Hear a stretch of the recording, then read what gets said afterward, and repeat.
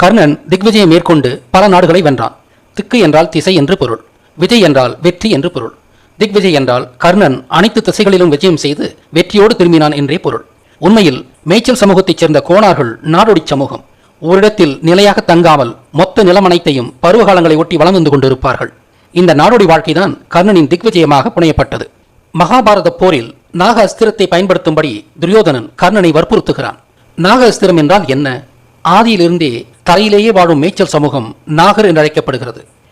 முதலாக தெளிவாக பேசிய மக்கள் என்ற பொருளிலேயே அவர்கள் நாகர் என்று அழைக்கப்பட்டனர்.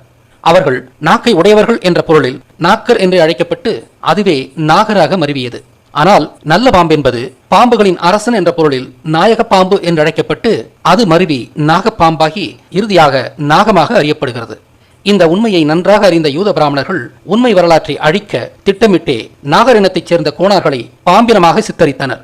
சமஸ்கிருத மகாபாரதப்படி கோணார்கள் பாம்பினமானார்கள். ஏற்கனவே கோணார் படைப்பிரிவு வலியச் சென்று கௌரவர்களுடன் இணைந்தது என்று சொன்னேன். ஆக பாம்பு அஸ்திரமாக சித்தரிக்கப்பட்டது கோணார் படைப்பிரிவே. எனவே கோணார்களின் பிரதிநிதியாக உருவகப்படுத்தப்பட்ட கர்ணன் தானே நாக அஸ்திரமாக உருவகப்படுத்தப்பட்ட நாகர் படைப்பிரிவை வழிநடத்த முடியும். அதனால்தான் பீஷ்மர், துரோணர் போன்றவர்களை நாக அஸ்திரத்தை பிரயோகிக்கும்படி துரியோதனன் வேண்டவில்லை, கர்ணனை மட்டும் வேண்டினான்.